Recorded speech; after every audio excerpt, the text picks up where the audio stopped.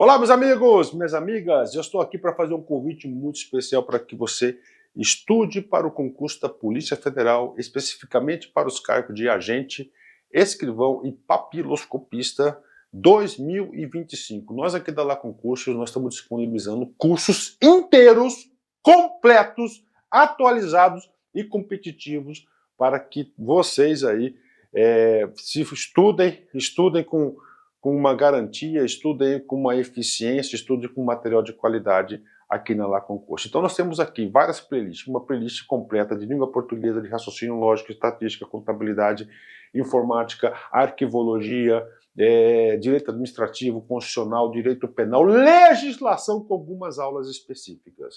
Ah, professor, então está aqui nessa playlist? Sim, essa aqui temos várias playlists completas, é só você pesquisar no nosso canal da LAC. Detalhe, professor, eu quero material, eu quero estudar de forma organizada. Então, eu faço um convite do fundo do coração para que você ajude esse nosso grande projeto aqui da Lá Concurso.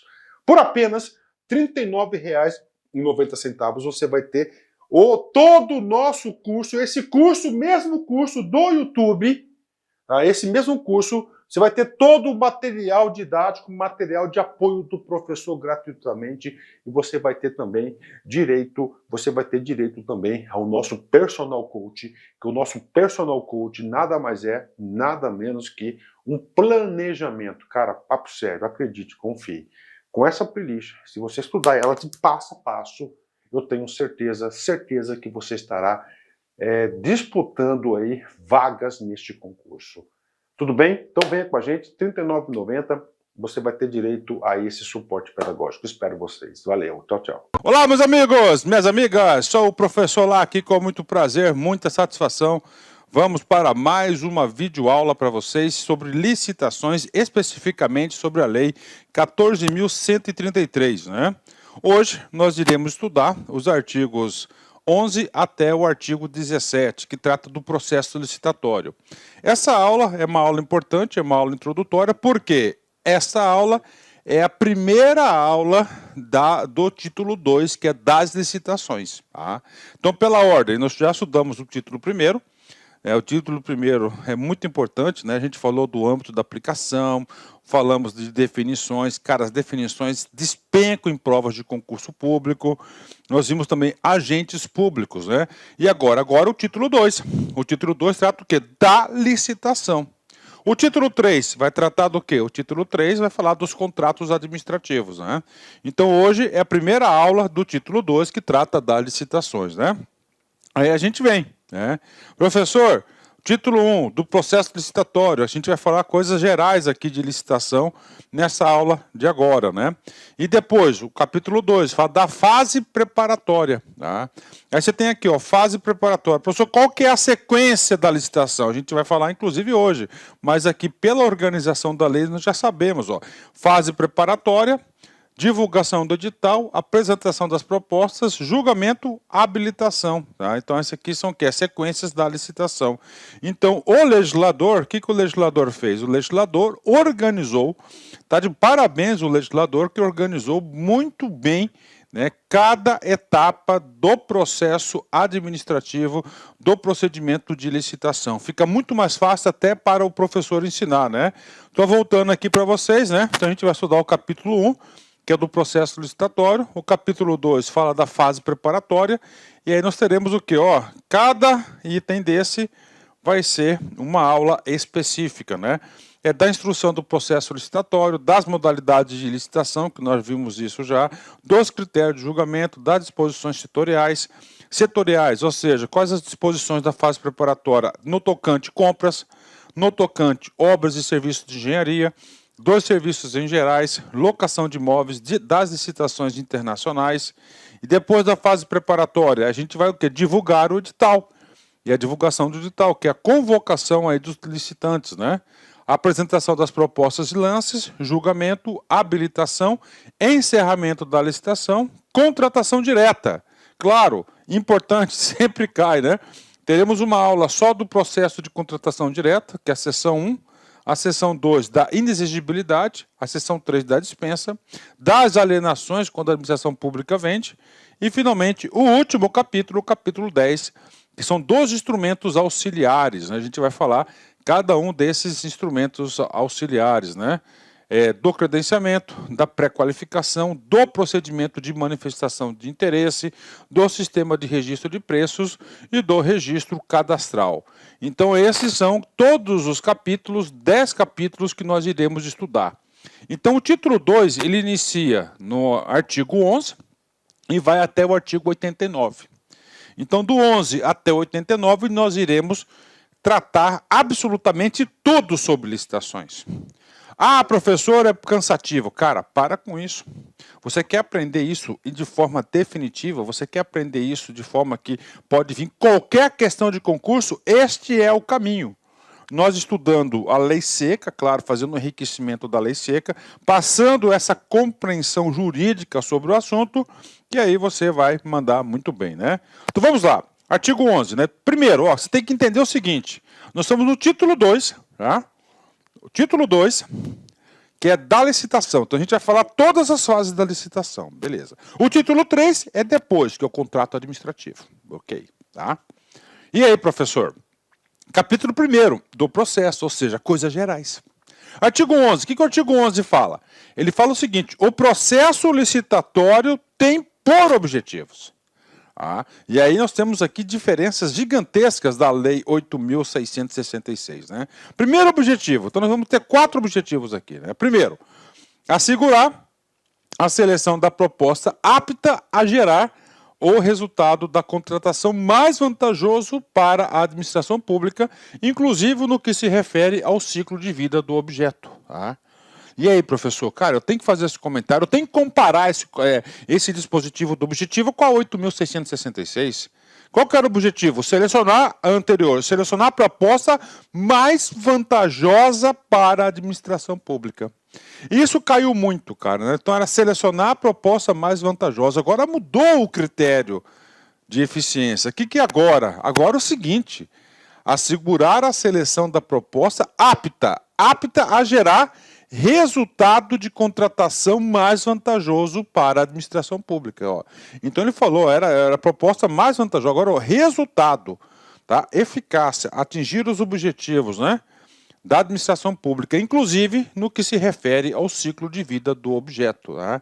Então hoje, né, qual que é a proposta, o resultado da contratação mais vantajoso para a administração pública. Né? Segundo objetivo, né? Assegurar tratamento isonômico entre os licitantes, bem como a justa competição. É tranquilo, né? Isonomia, né?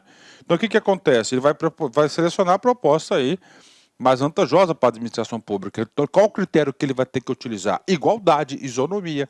Todos os licitantes são iguais. Assegurar tratamento isonômico entre os licitantes, bem como a justa competição. Então, a licitação é um ambiente de competição na qual ele vai ter que tratar o quê? Tem que ser um ambiente de competição justo, né? Isonômico para os participantes. Né? Vamos lá. Evitar contratações com sobrepreço ou com preços manifestamente inexequíveis e superfaturamento na execução dos contratos. Né? Ah, professor, o que é um preço manifestamente inexequíveis, né? Então vamos supor, né, que tem lá um preço fixado no edital, né, 100, né? E aí o cara vai lá e manda uma proposta, né? Manda uma proposta com 10% do valor orçado. E aí, professor, aí, cara, o que acontece? Está muito abaixo do preço de mercado, muito abaixo, né, do preço lá praticado. A gente já falou um pouco sobre isso na aula lá das definições. Tá? Então, o que é isso? Isso aqui vai ser o quê? Um preço inexequível, né? Então, a administração pública tem como objetivo evitar os preços inexequíveis, ou seja, aqueles muito abaixo, porque você vai precarizar a prestação de serviço e pode ter certeza que, provavelmente, este fornecedor não vai conseguir atender, tá? Não vai conseguir atender o contrato, o objeto da contratação, então ele vai criar um problema para si mesmo. Né? Outra coisa, né, o terceiro objetivo, ele fala não só de preços com preços manifestamente inexequíveis, ele fala o quê? Evitar contratações com sobrepreço e superfaturamento. Né? Professor, o que é sobrepreço? Sobrepreço é diferente de superfaturamento. Né? No superfaturamento, eu até escrevi aqui, ó, está lá no artigo 6º, né, inciso 68, né? O que é o superfaturamento? Ó, dano provocado ao patrimônio da administração, caracterizado, entre outras situações, por medição de quantidades superiores a efetivamente executadas ou fornecidas, né? Então isso aqui é o superfaturamento. Então, superfaturamento tem a ideia de um dano potencial que ocorreu à administração pública. A letra A, por exemplo, falou do quê? Ele falou de medições aí, né? O cara aí tinha feito aí, por exemplo, tinha aferido uma medição de 30% de execução, só que na verdade não foi 30%, foi 10%, então já houve o quê? Um prejuízo. Professor, e o sobrepreço? O sobrepreço também a gente já falou na aula de definições. Sobrepreço, só para recordar para vocês, porque o estudo tem que ser integrado. Eu gosto de sempre o quê? Ó? Eu estou estudando aquele capítulo, se há necessidade de a gente voltar um pouquinho e fazer uma ajuda de memória, eu faço. Se for necessário antecipar um assunto, eu antecipo também. Sobre preço. Preço orçado para licitação ou contratado em valor expressivamente superior aos preços referenciais de mercado, seja de apenas um item, se a licitação ou a contratação for de preços unitários de serviço, seja do valor global do serviço, né? Do valor global do objeto, se a licitação for contratação por tarefa, empreitada por preço global ou empreitada integral, semi-integrada ou integrada, né? Então isso aqui, então o que é quando o preço é manifestamente superior aos referenciais de mercado. Isso aí é o sobrepreço, tá? É o sobrepreço, tá? É diferente do superfaturamento. Tá? Beleza? Então é para evitar essas três coisas. Cara, isso aqui vai cair demais no concurso. Então tem como objetivo evitar contratações de sobrepreço ou com preços manifestamente inexequíveis ou manufaturamento, né? Superfaturamento na execução dos contratos, né? Olha aí. Evitar contratações, tá? Não reexecutou o contrato ainda, ó.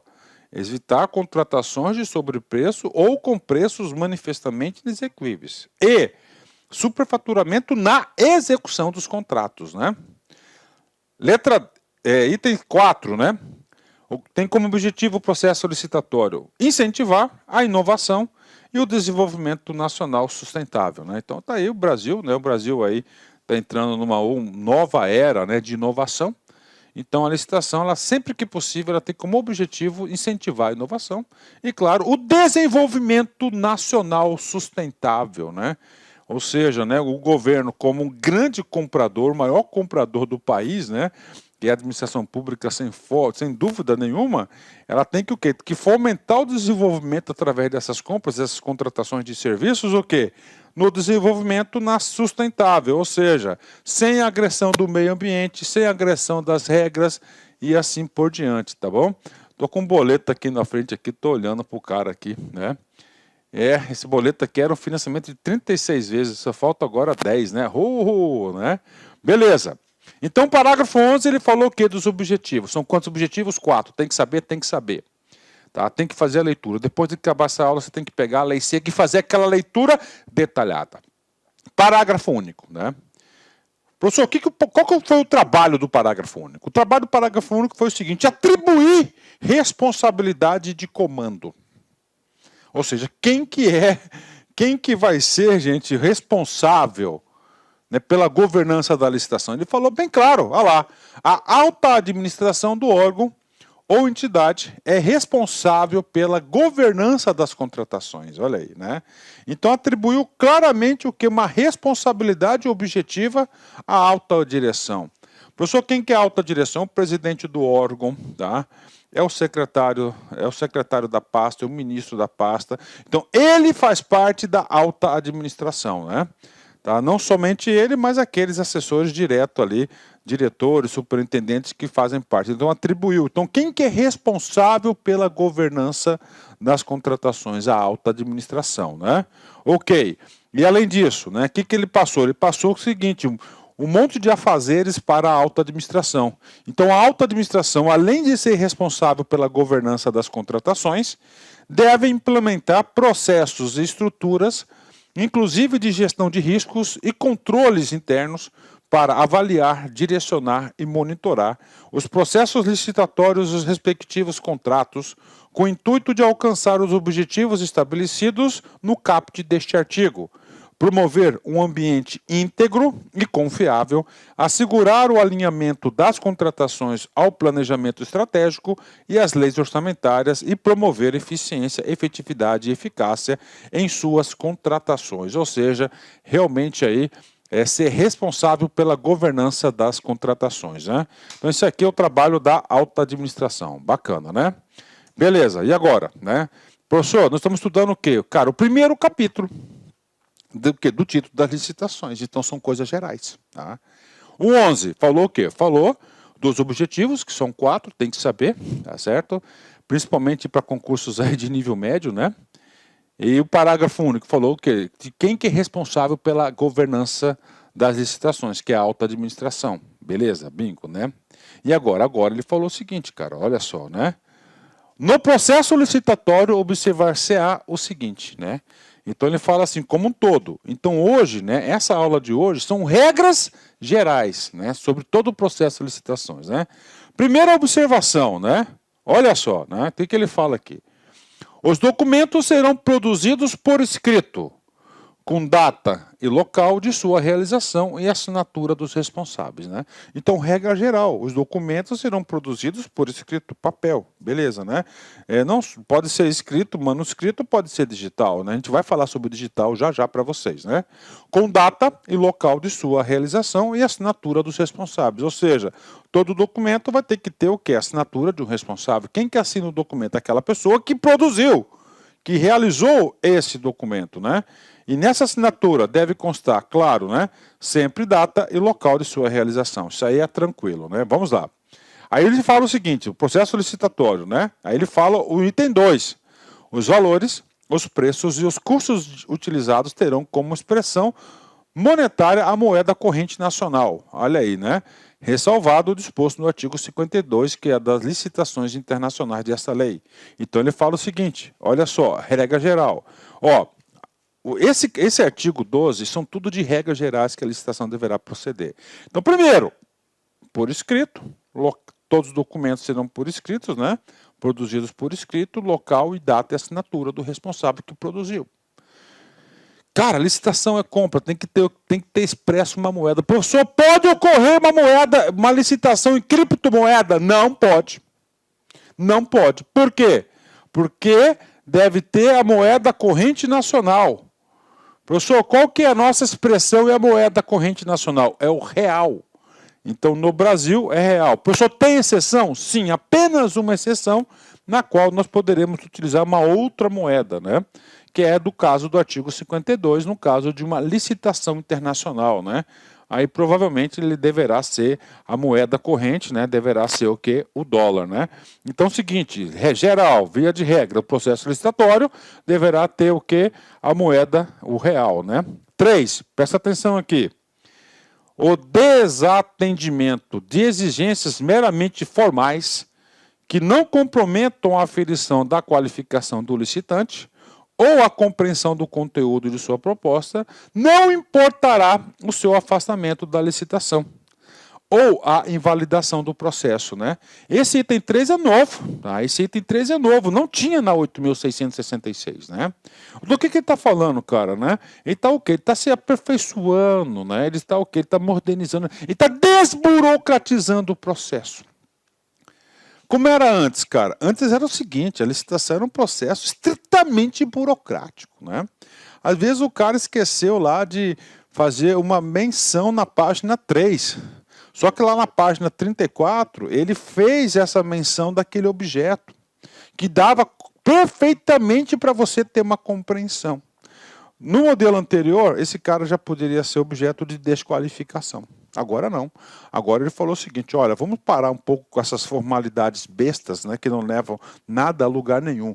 Cara, se você consegue ter a compreensão do conteúdo, você pega esse documento aqui tem uma pequena falha, mas essa pequena falha não compromete a compreensão do conteúdo da proposta, por exemplo, ela deve permanecer. Então ela vai afastar a possibilidade de invalidar esse documento. Isso é um ganho muito grande, isso é um ganho da desburocratização, para você não ficar preso aos pequenos detalhes e regras. Ele quer o quê? Ele quer o resultado melhor para a administração. Então, muito importante esse item 3, né? Vamos lá, item 4, né? A prova de autenticidade de cópia de documento público ou particular poderá ser feita perante o agente da administração, mediante apresentação de original ou de declaração de autenticidade por advogado, sob a sua responsabilidade pessoal. Então, olha, prova de autenticidade de cópias, né? Então, o que acontece? Antigamente, né, já era uma prática comum da administração pública, né? Era o quê? Vai lá, cópia, então você tem um documento, você tem um certificado, tá? Emitido por uma universidade. Esse certificado é um documento de habilitação para você participar da licitação. Cara, então antes, né, você tinha, né, via de regra, ele fala o seguinte, cara, você tinha que instalar o quê? O cartório, a assinatura. Agora ele desburocratizou. Tá? Então, uma das intenções também da nova lei de licitações é o quê? Tornar o processo mais ágil, menos burocrático em detalhes. O item 3 aqui, ele deixou bem claro isso, né? Então, a prova de autenticidade de cópia de documento público ou particular poderá ser feita perante agente da administração. Tá aí. Então, o que acontece? Você leva lá a cópia desse certificado seu, que esse certificado é um documento público, né? E aí, o que o cara faz? Ele tira uma cópia e ele atesta. Ele tem um carimbo lá como fosse um cartóriozinho. Atesto que confere com o original. Pronto, tá valendo. Tá? Tá valendo. Então é o seguinte, isso aqui já acontecia isso na prática, né? Perante o agente da administração. Ó, o agente da administração. Então lá o cara da licitação, ele pode fazer isso.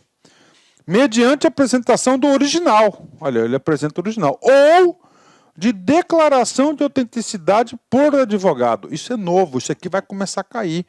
Para quem faz concurso aí da área jurídica, cara, com certeza, né? Ou declaração de autenticidade do advogado. Então, o advogado, ele faz uma declaração, que é uma cópia, mas aquela cópia, existe autenticidade naquele conteúdo do documento. Sob responsabilidade, sob sua responsabilidade pessoal, ou seja, essa declaração fica de responsabilidade do advogado, ok? Então, esse item 4 vai cair bastante, né? Vamos lá, item 5, né? Então, vamos falar ainda sobre autenticidade, né?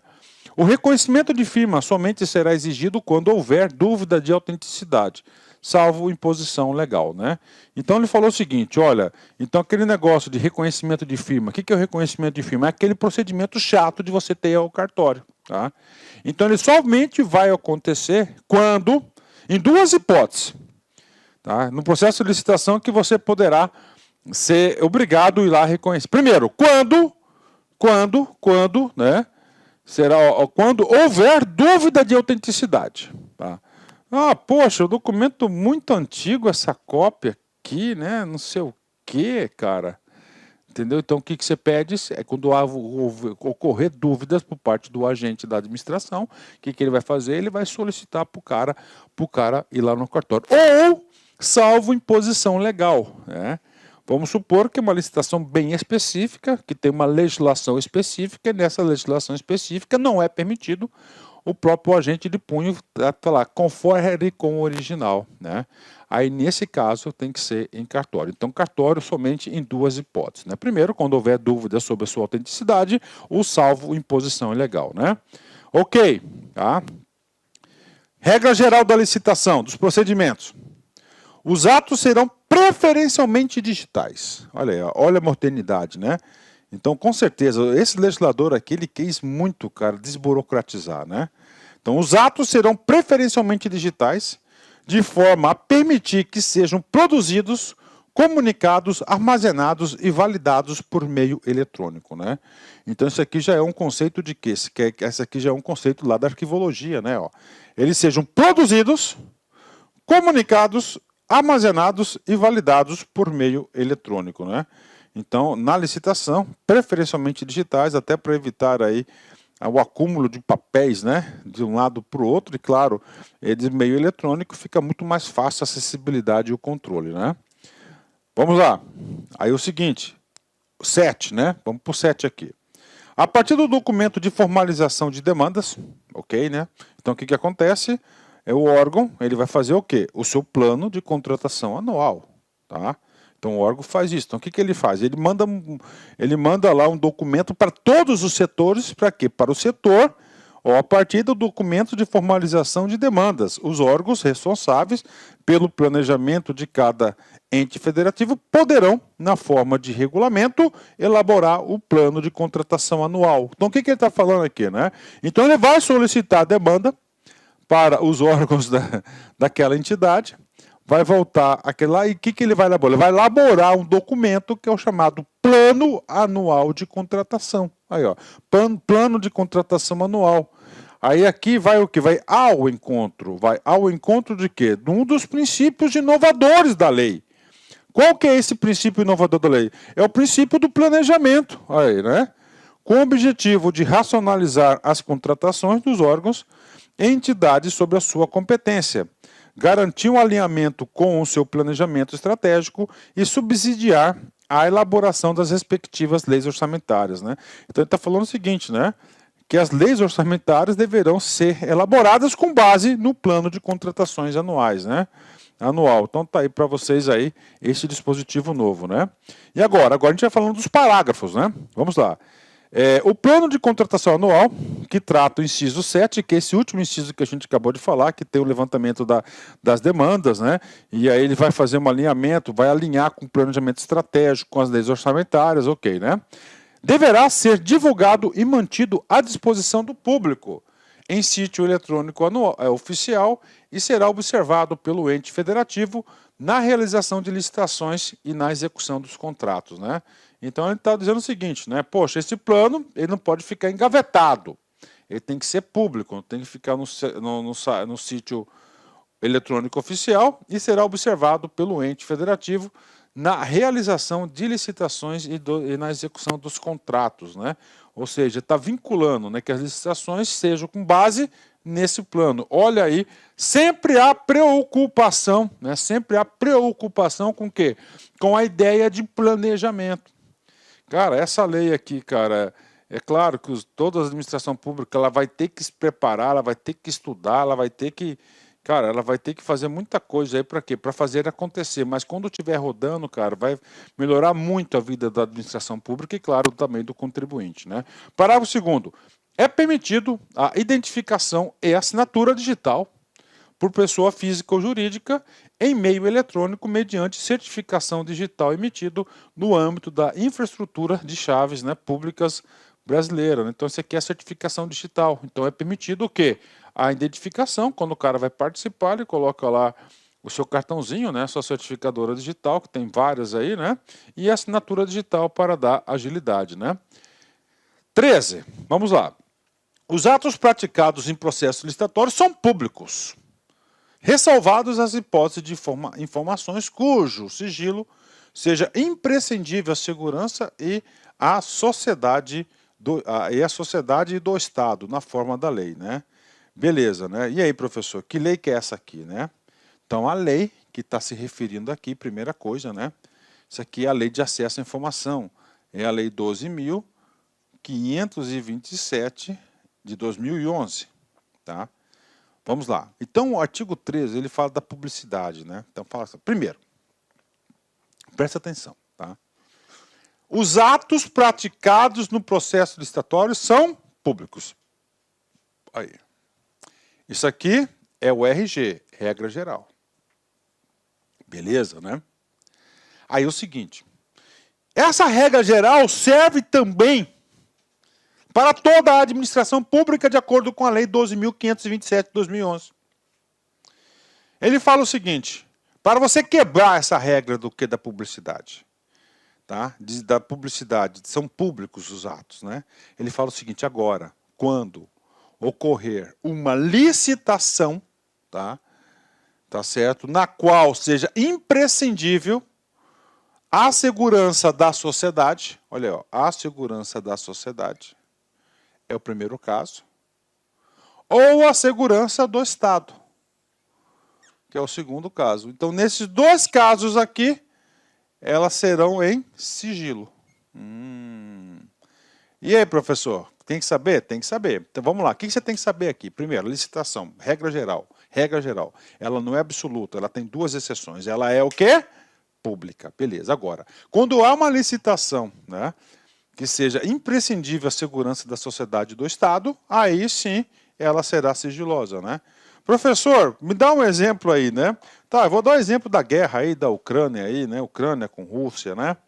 Então vamos supor o seguinte, né? Eu quero fazer uma analogia, né? Porque esse assunto aqui ele chamou muita atenção, inclusive dos jovens, né, cara? Sobre essa aí, uma possibilidade aí, né? Chamou muita atenção dos jovens. Então o que que eu quero falar para vocês, meus amigos? É o seguinte, cara.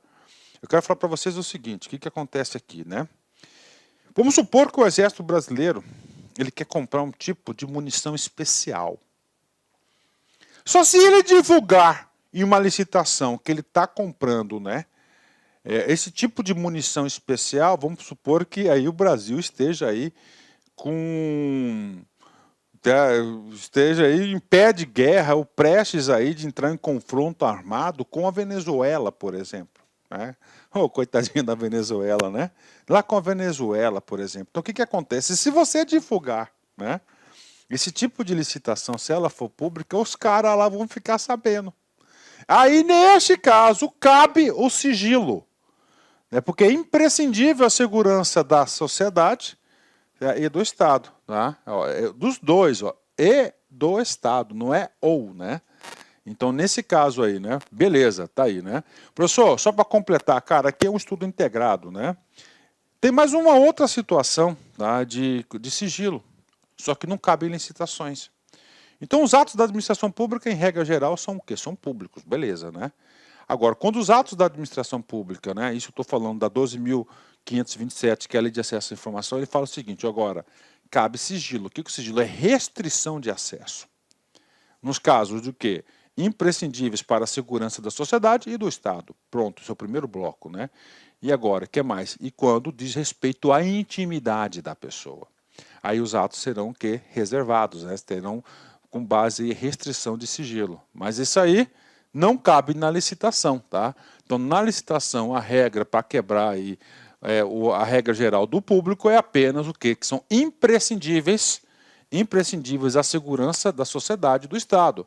Cara, potencial questão de prova, cara, esse conflito aí entre Rússia lá e o resto do mundo, né? Rússia e Ucrânia, cara, pô, cara, isso aí é fantástico, né, para cair em prova, né? Claro, eu sou totalmente contra, né? Beleza. Então, caput é isso. Você tem que saber.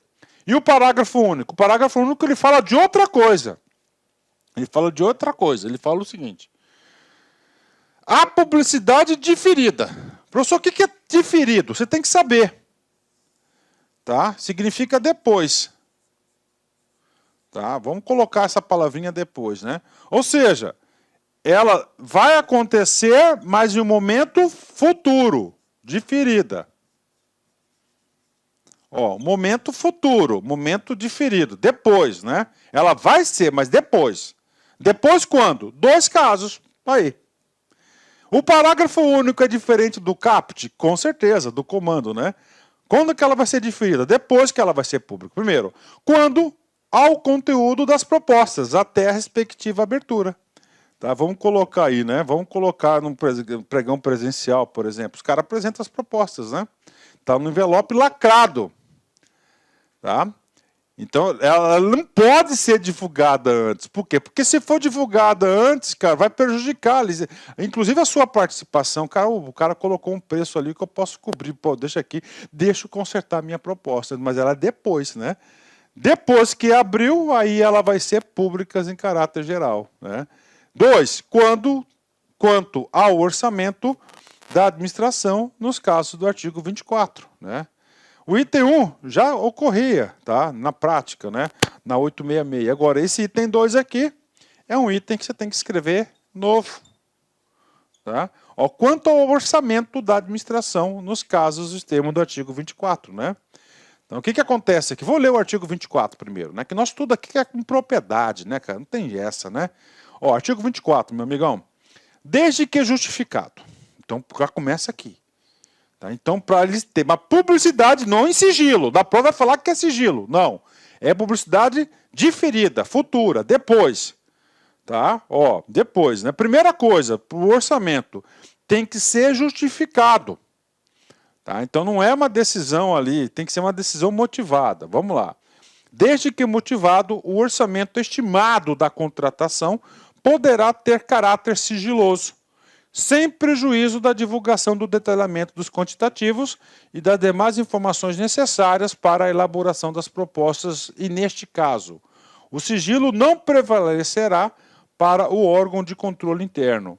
Parágrafo único. Na hipótese da licitação em que for adotado o critério de julgamento maior desconto, o preço estimado ou o máximo aceitável constará no edital da licitação. Então, isso aqui é, no caso, né? Então, o que acontece aqui, né?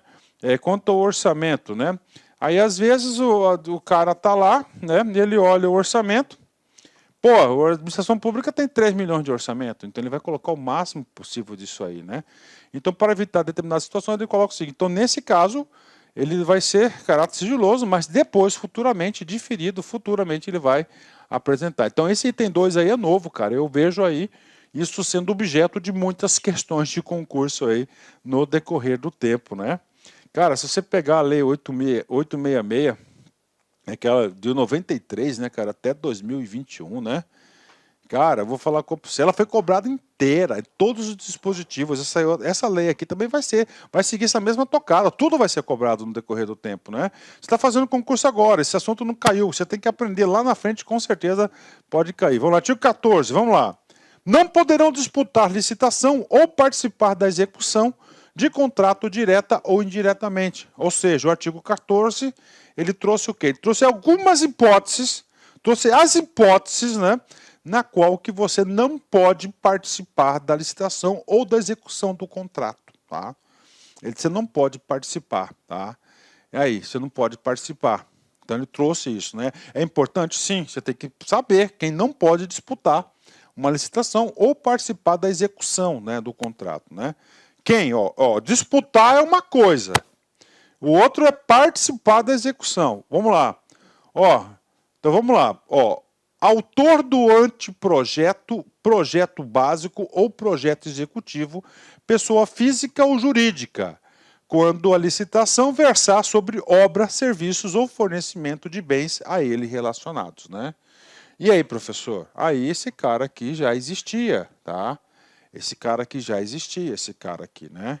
Então o que ele fala? O seguinte, pô, cara, você fez o projeto, você fez o projeto básico, né? E aí, você fez o projeto básico, você vai participar da licitação, cara. O que acontece? Você já vai ter o quê? Você vai ter o quê? Você vai ter uma vantagem competitiva. Então você tem que fazer uma outra licitação. Beleza, ok. Isso já existia na 866. Só que aí o seguinte, lá em 2011 foi criado um cara chamado de RDC. Né? Foi criado um cara chamado de RDC. Esse pincelzito eu já vou colocar aqui em cima da minha camiseta para a turma lá, já, o RDC. E nesse RDC, tá? Nesse RDC aqui, tá? Que ele foi amparado aqui pela lei 14.133 de 2021, nós temos aqui a figura, né, da contratação integrada e da contratação semi-integrada. Contratação integrada, ok? E nós temos aqui a contratação semi-integrada. Cara, aqui é para você aprender, cara. Professor, por que criaram esse RDC, professor? Né? Lá em 2011, né? Lá finalzinho de 2011. É muito simples, né, cara? Isso aqui foi lá para a Copa do Mundo. Tá? Isso aqui foi para as Olimpíadas.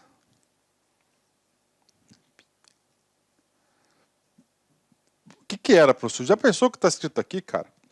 Então você faz uma licitação para o projeto, outra para o projeto básico, outro para o projeto executivo e outro para executar isso. É muita licitação, demorava muito, tinha Copa do Mundo, tinha FIFA, padrão FIFA, tinha que o negócio, e os caras falaram, vamos criar um regime diferenciado de contratação, um RDC. Uma única licitação na qual permite uma pessoa jurídica apenas fazer o quê? Fazer todas essas etapas do projeto e pronto, ponto final, né? Tá aí, ponto final. Aí criaram isso, né? O RDC era para ser provisório, né? Aí virou permanente e ele trouxe aí, essa lei foi revogada aqui pela 14.133 e agora faz parte da nova lei de licitação e vai permanecer para o resto da vida. Na contratação integrada, tá? É permitido o seguinte, vou ler aqui, ó, contratação integrada. Regime de contratação de obras e serviços de engenharia, obras e serviços de engenharia, obras e serviços de engenharia, beleza, olha só a diferença aqui, né? Em que o contratado é responsável por elaborar e desenvolver projeto básico, vou colocar aqui, ó, básico, tá? Executivo e mais a execução da obra. Esse cara aqui, tá? É para quê? É para contratação de obras e serviços de engenharia. Ó, obras e serviços de engenharia. E a semi-integrada, professor? É a mesma coisa, só não tem o básico. Vai ser o projeto executivo mais a execução. Beleza. Obras, o que está escrito aqui? Ó, licitação, versar sobre obra, opa, serviços ou fornecimento de bens a ele relacionados. Beleza, tá? Agora, então é o seguinte, então o tipo de licitação, tá? O tipo de licitação, o objeto da licitação tem que ser o quê? Contratação integrada. Se for contratação integrada, pode, tá? Então não poderão disputar da licitação. Agora, se não for na modalidade integrada e não for na modalidade semi-integrada, não pode. Tá aí, né? Ó, autor diante de projeto, projeto básico ou projeto executivo, pessoa física ou jurídica, quando a licitação versar sobre obras e serviços ou fornecimento de bens. Cara, isso aqui vai despencar demais, cara, demais esse concurso. Você tem que ter isso, claro, né? E aí, porque eu falo, nosso estudo aqui é integrativo. Cada aula que tem, você vai reforçando os conceitos já existentes, né? Ok? Isso aqui a gente já trabalhou, inclusive o seguinte, cara, só para você ter uma ideia. Esse assunto aqui de contratação semi-integrada e integrada aqui, caiu no concurso, né, elaborado pela Universidade Federal de Mato Grosso de 2022, um concurso para investigador e escrivão de polícia. O cara teve coragem de cobrar esse item aí especificamente, né? Vamos lá, não pode. Item 2, vem comigo. Empresa, isoladamente ou em consórcio, responsável pela elaboração do projeto básico ou projeto executivo ou empresa da qual o autor do projeto seja dirigente, gerente, controlador, acionista ou detentor de mais de 5% do capital com direito a voto, responsável técnico ou subcontratado quando a licitação versar sobre obra, serviço ou... Tá, o que acontece? A ideia é a mesma que é de cima, tá? O outro aqui ele falou autor, a pessoa, né? Ó, aqui ele falou autor, beleza? Ó, autor, ó. E esse cara aqui é empresa, aí ó. Tá, então foi uma pessoa que fez o anteprojeto, né? Aqui é empresa, não pode, né? Aí, ó, isoladamente, agora, exceto na situação de contratação integrada ou semi-integrada. Aí, ó, isoladamente, né? Empresa, isoladamente ou em consórcio, responsável pela elaboração do projeto básico ou projeto executivo, ou na qual o autor do projeto seja dirigente, gerente, controlador, acionista ou detentor de mais de 5%. Ó. Se for mais de 5%, menos 5%, ele pode disputar a licitação e ele pode participar da execução, né? Olha aí, capital do direito a voto, responsável técnico ou subcontratado quando a licitação versar sobre obras, serviços ou fornecimento. Então a ideia da explicação é a mesma, só que o item 1 ele falou da pessoa, o autor. E o item 2 falou da empresa. E claro, quando é pessoa jurídica, nós temos aí maiores detalhamentos, né? Nós temos aí maiores detalhamentos aí nesse sentido, né? Beleza, e agora, pessoal, vou alterar um pouquinho aqui a sequência e a gente já vai falar 3 parágrafos, depois a gente volta para o inciso 3º, tá? Olha só, a critério da administração e exclusivamente o seu serviço, o autor dos projetos e a empresa que se refere, os incisos 1 e 2, tá, do caput deste artigo, poderão participar no apoio das atividades de planejamento, na contratação, de execução da licitação ou de gestão do contrato, desde que sob supervisão exclusiva dos agentes públicos ou os órgãos ou entidades. Então, o que ele está colocando aqui? Né? Ó, o autor dos projetos e a empresa. Tá? Esses dois itens aqui, ó, o autor e a empresa, né? Eles poderão, tá? Eles poderão participar de atividades da licitação. É como se fosse prestar uma assessoria. É como se fosse prestar uma assessoria para o órgão, né? E também, inclusive, lá no contrato, ó, na gestão do contrato, né? Desde que sob supervisão exclusiva de agentes públicos do órgão ou entidade. Eles não têm contato com as empresas, né? Ele passa a ser tipo um consultor, né? Equiparam-se aos autores do projeto as empresas integrantes do mesmo grupo econômico, né? Então, o que é grupo econômico? Eu sou dono de 3, 4 empresas, é o grupo econômico. Então, ele fez uma equiparação aos autores ao grupo econômico, né? Ó, o disposto neste artigo não impede a licitação ou a contratação de obra ou serviço que inclua como encargo do contratado a elaboração do projeto básico e do projeto executivo nas contratações integradas e do projeto executivo nas demais regimes de execução, como a gente já viu lá, os regimes de execução de contratação integrada e semi-integrada, ok? Só para vocês terem pela ordem aqui. A gente viu o item 1 e o item 2, do que não pode disputar e nem participar da execução. Aí eu já pulei esses 3 parágrafos que tem a ver com o item 1 e o item 2. Agora a gente continua, item 3, né? Vamos lá. Das proibições aqui, né? Item 3. Pessoa física ou jurídica que se encontrem ao tempo da licitação, impossibilitada de participar da licitação em decorrência de sanção que lhe foi imposta, né? Ou seja, a empresa lá, ela recebeu o quê? Tá? Uma penalidade, né? Uma penalidade de não poder participar de licitação. Pronto, ponto final. O professor foi no município. Isso serve para... Não, cara, é integrado. Inclusive lá no capítulo número 4 da lei, a gente vai falar sobre isso, sobre o cadastro nacional, né? Ok, vamos lá. 5.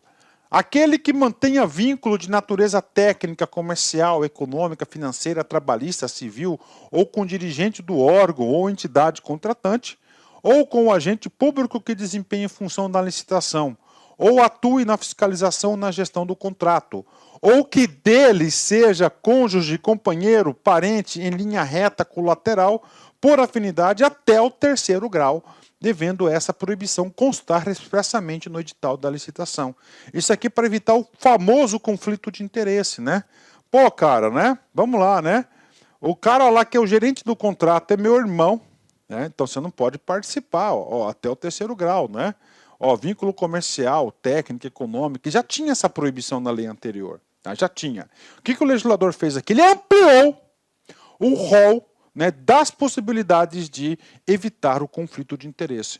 Professor, como é que é o nome desse dispositivo na lei? No direito? Conflito de interesse, né? Então o cara é dirigente máximo, né, cara? O cara tem 5, é sócio de várias empresas, dirigente, cara, não pode participar. Ó, linha reta, né, e colateral, ou por afinidade, o cara é meu enteado, pronto, afinidade, né? Até o 3º grau, devendo essa proibição constar expressamente do edital de licitação. Tá? A gente vai estudar aqui edital de licitação no capítulo 3º. Né? No capítulo 3º, então já estamos vendo aqui, né, uma situação de obrigatoriedade de disputar, que deve constar no edital. Então, no edital deve constar cláusula do quê? Para evitar conflito de interesse, que é o item 4 aí, né? Item 5, vem comigo. Empresas controladoras, controladas e coligadas, nos termos da Lei 6.404, de 15 de dezembro de 76, né? Concorrendo entre si. Professor, o que é essa Lei 6.404? Essa Lei 6.404 é a Lei de Licitações. É a Lei de Licitações. Tá? Então, o que acontece, né? Aí você tem uma empresa mãe assim, tá certo? Que essa empresa mãe, ela tem 10 empresas controladas, ela tem empresas coligadas, né? E aí, professor, o que diferencia controladora, controlada, né? De controladas e de coligadas? É o percentual de participação no capital social da empresa. Aí o que acontece? Ela está concorrendo com ela mesma, então não pode fazer isso, né? Tá certo? Eu sou uma empresa, nessa empresa eu tenho outra empresa que está participando, as duas empresas do grupo estão participando. Não pode. Isso é o item 5, não pode, né? Vamos lá. Pessoa física ou jurídica que, nos últimos 5 anos anteriores à divulgação do edital, tenha sido condenada judicialmente com trânsito em julgado, por exploração de trabalho infantil, por submissão de trabalhadores a condições análogas às de escravo, ou por contratação de adolescentes nos casos vedados pela legislação trabalhista, né? Ou seja, né, ela fica impedida 5 anos aí. Esse aqui faz parte do quê? Daquele conceito, né, de promover o desenvolvimento sustentável do Brasil. Então a administração pública não quer contratar empresas envolvidas com trabalho escravo, trabalho infantil, tá certo? Então não pode fazer isso. Então ela fica 5 anos como punição de ficar proibida de quê? De contratar com a administração pública em qualquer esfera, né? Essa é uma proibição, né? E agora vamos para os parágrafos, né? Vamos lá. O impedimento que trata o inciso 3º, olha só, terceiro, pessoa física ou jurídica que se encontra ao tempo da licitação impossibilitada de participar da licitação em decorrência de sanção que lhe foi imposta. Beleza, vamos voltar aqui, né? Será também aplicado ao licitante que atue em substituição a outra pessoa, física ou jurídica, com o intuito de burlar a efetividade da sanção e ela aplicada, inclusive a sua controladora, né? Controlada ou coligada, desde que devidamente comprovado o ilícito ou a utilização fraudulenta de personalidade jurídica do licitante, né? E aí, professor, parágrafo primeiro. Parágrafo primeiro aqui é para evitar os espertinhos, né? Então a empresa lá levou uma sanção, né? Aí o que acontece? O cara vai lá e vende essa empresa para uma outra pessoa que troca o nome. Pronto, acabou. Isso aí é uma tentativa de fraudar aí, de você burlar a sua sanção, a sua punição, né? Ok, né? Professor, e o prazo dessas punições? A gente vai falar lá para frente. A gente vai falar tudo sobre isso, né? Parágrafo 5º. Em licitações e contratações realizadas no âmbito de projetos e programas parcialmente financiados por agência oficial de cooperação estrangeira ou por organismo financeiro internacional com recursos de financiamento ou contrapartida nacional, não poderá participar pessoa física ou jurídica que integra o rol de pessoas sancionadas por essas empresa, entidades que seja declarada inidônea nos termos da lei, né? O que ele está falando aqui no parágrafo 5º, né? Ele está falando o seguinte: quando há um recurso estrangeiro, né? Vem recurso do Banco Mundial para cá, beleza. E lá no Banco Mundial, né, tem uma lista negra de pessoas que não podem ser contratadas, né? Só que as pessoas da lista negra, elas não estão impedidas de participar de licitações no Brasil. Não estão, né? O que acontece? Como o dinheiro é de fora de organismo internacional, no caso o Banco Mundial, o legislador falou, olha, como o dinheiro é seu, nós vamos também atender a sua lista negra. A sua lista negra também vai ser aplicada aqui nesta licitação específica, porque envolve recursos dessa entidade, né? Com certeza isso aqui já deu muito BO, né? Vamos lá, parágrafo 15º, né? Salvo vedação devidamente justificada no processo licitatório, pessoa jurídica poderá participar em licitação em consórcio, observadas as seguintes normas, né? Então, o seguinte, o artigo 15, né, ele vai tratar o seguinte de consórcio, né? Professor, fala para mim um pouco desse consórcio. Eu vou falar para você do meu jeitão, depois a gente vai para os dispositivos, né? Por exemplo, vamos licitar aí a construção de uma ferrovia, de uma rodovia, né? Vamos colocar, vai rodovia, né?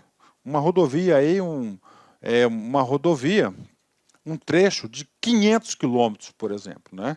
Aí o que acontece, cara? Que uma empresa só fica difícil participar dessa licitação, né? Fica difícil para ela. Então o que ela faz? Ela faz o quê? Um consórcio. Ela chama 2 ou 3 empresas aí do mesmo segmento, entendeu? E faz um consórcio e pode participar e mandar bala. Isso aí é o consórcio, né? Professor, então as regras do consórcio.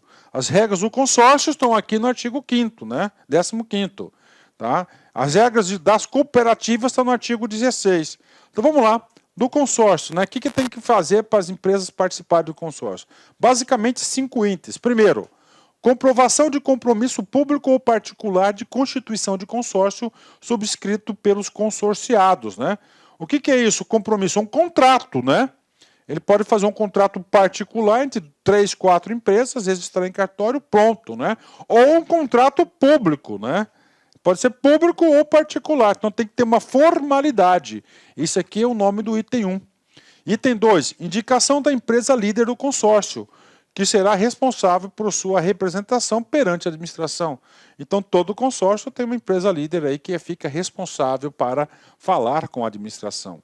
Admissão para efeito de habilitação técnica do somatório dos quantitativos de cada consorciado e, para efeito de habilitação econômico-financeira, o somatório dos valores de cada consorciado, né? Então, o que acontece? Habilitação técnica, o somatório dos quantitativos de cada consorciado, né? Por exemplo, né? Vou dar um exemplo para vocês aí, para vocês entenderem. Nessa licitação de 500 quilômetros, eu coloco lá como habilitação técnica, ó, deverá comprovar a realização efetiva de mais de 3.000 quilômetros de estrada. Esse é o exemplo, estou chutando aí. Aí a empresa A tem 500, a empresa B tem 1.200, tá? E a empresa C tem um restante aí, que acho que é 1.300. Pronto, acabou. Então é o somatório, entendeu? Essa é a vantagem do consórcio, né? Elas vão se unir para o quê? Para participar, para superar a habilitação técnica, para superar a capacidade econômico-financeira aí dos seus valores de cada consorciado. É claro, né, que isso aí é muito comum o consórcio, né? Vamos lá, item 4. Impedimento de a empresa consorciada participar na mesma licitação de mais de um consórcio na forma isolada, né? Então, o que acontece? Tem uma licitação, então uma empresa faz no consórcio A, faz no B, faz no C e quer participar. Não pode. Então, cada empresa consorciada só pode participar de um consórcio dentro da licitação, né? Então, a empresa está dentro do consórcio e ela sozinha está disputando. Pô, é o quê? É conflito de interesse, não pode, né? 5. Responsabilidade solidária dos integrantes pelos atos praticados em consórcio, tanto na fase de licitação quanto na execução do contrato. Esse item 5 vai chover. Vai chover, né, na prova, né? Primeiro, consórcio, a obrigação de quê? Da empresa líder do consórcio. Beleza, né? Aí é o seguinte, o cara está construindo lá os 500 quilômetros, deu um BO. Tá? Deu um BO e esse BO gerou um prejuízo. Quem paga esse prejuízo? Somente a empresa líder, que é o responsável? Não. Segundo o inciso 5 do artigo 16, são todos, porque a responsabilidade é solidária. Ou seja, todos que fazem parte do consórcio, lá do compromisso público ou particular, vão responder pelos atos praticados pelo consórcio, né? Então, isso vai cair, então, responsabilidade solidária, não fica só como o cara do líder, né? Vamos para os parágrafos aí, né? É consórcio o nome do assunto agora. O edital deverá estabelecer para o consórcio acréscimo de 10% a 30%, tá? Sobre o valor exigido de licitante individual para habilitação econômica financeira, salvo justificação, né? Então, o que acontece, né? Um dos requisitos de habilitação é a econômico-financeiro, tá? Que o econômico-financeiro, inclusive, né? Ele está previsto lá no artigo 69. O que ele fala? Ó, a habilitação econômico-financeira visa a demonstrar a aptidão econômica do licitante para cumprir as obrigações decorrentes do futuro contrato, devendo ser comprovada de forma objetiva por coeficientes e índices econômicos previstos no edital devidamente, né? Então, o que é capacidade econômica? Cara, você não pode colocar um bulichinho, um mercadinho para participar de uma licitação trilionária, bilionária. Por quê? Porque ela não tem capacidade econômica. A administração pública ela é profissional, ela quer trabalhar com o quê? Com organizações que tenham condições para isso, para tanto. Então, o que acontece? No caso do consórcio, como é mais de uma empresa, na habilitação econômica financeira, deverá ser exigida um acréscimo de 10% a 30%, tá, do índice econômico financeiro. Justo? Mais do que justo. Agora, salvo justificação, né? Ou seja, né? Salvo justificação, dizendo que ela pode ser aí, vai ter que ser justificada aí, né? Qual o percentual? 10%, 15%, 30%, né? Parágrafo 2º. O acréscimo previsto no parágrafo 1º desse artigo não se aplica aos consórcios compostos em sua totalidade, de microempresas e pequenas empresas assim definidas em lei. Né? Que aí a gente vai lá para a lei 126, lei complementar, né? Então, quem está falando aqui? Quando se tratar de microempresas e pequenas empresas, de acordo com o seu faturamento, né? Lá o estatuto do microempresário, o que acontece? Não será o culpado, não vai cobrar, não vai exigir um valor de 10% a 30% da habilitação econômica e financeira a maior. Parágrafo 3º. O licitante vencedor é obrigado a promover, antes da celebração do contrato, a constituição e o registro do consórcio, nos termos do compromisso referido no inciso 1 do caput desse artigo. Professor, o que diz o inciso 1? Ele fala que você vai ter que fazer um instrumento particular ou um instrumento público. O que acontece, né? O licitante vencedor, ele está falando o seguinte, ó, antes de você assinar o contrato, você vai ter que constituir formalmente o consórcio, que pode ser por um instrumento particular ou pode ser por um instrumento público, né? Isso aqui é importante, isso aqui é legal, porque você está economizando para a empresa, né? Então eles fazem uma declaração de consórcio, eles vão participar. Por quê? Porque essa constituição aqui, ó, envolve dinheiro, custo para a empresa, né? Burocracia, né? Então ele fala, ó, cara, vocês podem participar. Só quando você vencer, né? E antes de assinar o contrato que você vai ter que cumprir o inciso 1 desse artigo, né? Parágrafo 4º, vem comigo. Desde que haja justificativa técnica aprovada pela autoridade competente, o edital de licitação poderá estabelecer limite máximo para o número de empresas consorciadas, né? Então, o edital aí, ele pode colocar o quê? Um controle da quantidade, tá? De quantidade de empresas aí que pode participar do consórcio, né? Beleza, né? Substituição de consorciado. Tudo sob consórcio, né? Tudo. É permitido? Sim, é permitido. Em quais situações? De acordo com o parágrafo 5º. Então, na prova, você já tem que saber, professor, tá lá, tem lá um comando do SESP, por exemplo, cara, não é permitida a substituição do consorciado. Opa, auto lá, tá errado, pronto. Tá? Aí tem que colocar as condições de substituição, parágrafo 5º, do artigo 15º, né? Deverá ser expressamente autorizada pelo órgão ou entidade contratante e condicionada à comprovação de que a nova empresa do consórcio possui, no mínimo, os mesmos quantitativos para o efeito de habilitação técnica e os mesmos valores para o efeito de qualificação econômico-financeira apresentados pela empresa substituída para fins de habilitação do consórcio no processo licitatório que originou o contrato, né? Então, primeiro, é permitido? Sim. Agora, só pode desde que expressamente autorizada pelo órgão ou entidade contratante, tá? Então, a autoridade contratante autoriza ou não, tá? Autoriza ou não a sua substituição. E se for autorizada a substituição, a nova empresa que vai integrar esse contrato aí, a esse consórcio, perdão, ela deverá o quê? Atender todos os requisitos anteriores de quantitativos, né? Habilitação técnica e financeira também. E aí, professor, mais do que justo, né? Ok, mais do que justo, né? Artigo 16, e agora, professor? O artigo 15 falava de quê? De consórcios. Beleza. E o 16, de cooperativas. Cooperativas podem participar de licitação? Pode. É regulado pelo artigo 16. Aí. 15, consórcio. 16, cooperativa. Vamos lá. Os profissionais organizados sob a forma de cooperativa poderão participar de licitação quando? Vamos lá, né? 1. A constituição e o funcionamento da cooperativa observar as regras estabelecidas na legislação aplicável. Em especial, a Lei 5.764, que é a Lei das Cooperativas, né? A 12.690 e a Lei Complementar 130 do cooperativismo. Ok. Então, pode você? Sim, só que a cooperativa tem que ser o quê? Formalizada, mais do que justo. 2.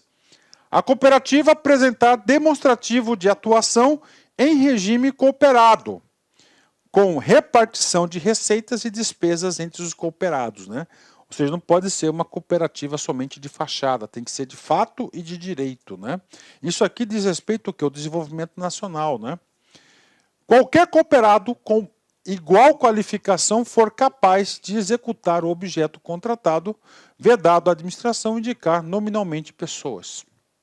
O objeto da licitação referir-se, em se tratando de cooperativas enquadradas na 12.690, né, a serviços especializados constantes do objeto social da cooperativa a serem executados na forma complementar à sua execução.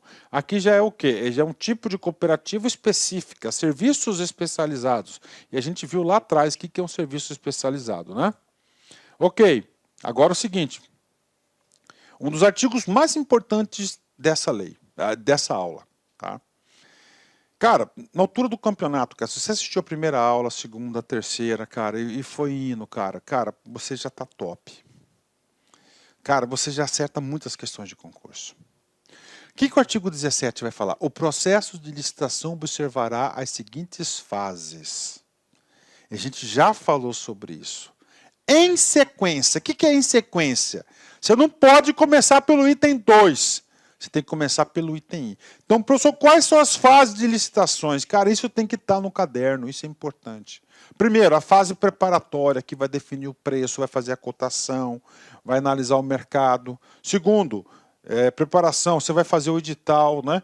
Segundo, divulgação do edital de licitação, você torna público, você faz o chamamento para as pessoas participarem. Terceiro, apresentação de propostas e lances quando for o caso, lance no caso do pregão, né? 4, julgamento das propostas, né? Depois você vem o que? A habilitação, tá? Grande novidade. Então, a habilitação ela é depois do julgamento. Isso vai despencar em prova de concurso. Depois vem a fase recursal, tá? Ele já vem a fase recursal, ele pode fazer um recurso sobre o julgamento, ele pode fazer um recurso sobre a habilitação. 95% dos recursos são sobre a habilitação, né? Tá certo? Então, por isso que aqui, ó, julga primeiro, depois você faz a habilitação, né? E finalmente de homologação. Você vai homologar, tornar público que existe. Então isso aqui vai cair em prova, né? Então fase preparatória, divulgação do edital de licitação, de apresentação de propostas e lances quando for o caso, julgamento, habilitação, recursal e homologação. Então essas são as fases de uma licitação em sequência, tá? Em sequência, né? Parágrafo 1º, que também vai cair. Você tem que saber o seguinte: a habilitação ocorrerá quando? Após o julgamento. Tá? Dispositivo aí inovador da 14.133, né? Tinha possibilidades na lei anterior, mas agora deixou taxativo. Professor, existe possibilidade da habilitação ser antes? Sim. Olha aqui, parágrafo 1º, que vai cair. Na fase referida no inciso 5, habilitação do caput desse artigo, poderá, mediante ato motivado com explicação dos benefícios decorrentes, anteceder as fases referidas nos incisos 3 e 4. Olha aí, ó, 3 e 4. Olha, ó, poderão anteceder. Então, o que acontece? O que é poderão anteceder? Você vai pegar a fase de habilitação, certo? Pegar a fase de habilitação, que é depois do julgamento, né? Certo? Poderão anteceder, né? Olha, ó, anteceder aqui ou aqui, né? Tá certo? Aí, ó, habilitação. Agora, para fazer isso, o legislador falou ato motivado. Ato motivado. Somente com ato. Desculpa, gente. Não é coronavírus, viu? Não é coronavírus. Pode ficar tranquilo aí. Pode ficar bem tranquilo aí no aconchego do seu lar, né? Voltando, né? Então pode, cara, esse parágrafo primeiro aqui do artigo 17 vai cair demais, né? Desse artigo, desde que expressamente previsto no edital de licitação. É claro que tem que constar essa antecipação aqui, né? Anteceder no edital, né? Então tem que ter um ato motivado com explicitação dos benefícios decorrentes, tá? Anteceder as fases referidas no inciso 3 e 4, ok, né? Beleza, né? Parágrafo 2º. As licitações serão realizadas preferencialmente de forma eletrônica. É a tendência, né, do governo digital. Admitida a utilização da forma presencial desde que motivada, devendo a sessão pública ser registrada em ata e gravada em áudio e vídeo, né? Então vamos lá, parágrafo 2º, vai cair bastante também. Regra geral, preferencialmente de forma eletrônica. Presencial, pode, só que ela tem que ser motivada. Quando ele fala motivada, ele está falando, não quero que seja presencial, que quero seja de forma eletrônica, né? Sessão pública, ok? E essa sessão pública registrada em ata e gravada em áudio e em vídeo, né? Tem que ser gravado, né? Vamos lá. Parágrafo 3º. Desde que previsto no edital, na fase que se refere o inciso 4, que é o julgamento, do caput deste artigo, o órgão ou entidade licitante poderá, em relação ao licitante provisoriamente vencedor, realizar análise e avaliação de conformidade da proposta, mediante homologação de amostras, exame de conformidade e prova de conceito, entre outros testes de interesse da administração, de modo a comprovar a sua aderência às especificações definidas no termo de referência ou no projeto básico, né? Então, o que ele está colocando aqui, né? Tá? Então, o que acontece, né? Ele fala o seguinte, né? Antes de, né? O licitante vencedor, né? O que ele pode fazer? Ele pode pegar uma amostra e fazer um teste daquele produto, né? Para verificar se ele está apto ou não apto a produzir. Tá? Então é uma contraprova aí para verificar se ele tem condições de fornecer ou não. Está lá na habilitação, né? Ok, né? Parágrafo 4º, né? Nos procedimentos realizados por meio eletrônico, a administração poderá determinar como condição de validade e eficácia aos licitantes praticarem seus atos de formato eletrônico, né? Ele pode falar o seguinte, ó, ela é eletrônica, então eu quero que os atos sejam todos eles praticados de forma eletrônica, né? Perfeito. Parágrafo 5º, né? Na hipótese excepcional de licitação sob forma presencial, o que se refere ao parágrafo 2º desse artigo, que tem que ser filmado, áudio e vídeo, né?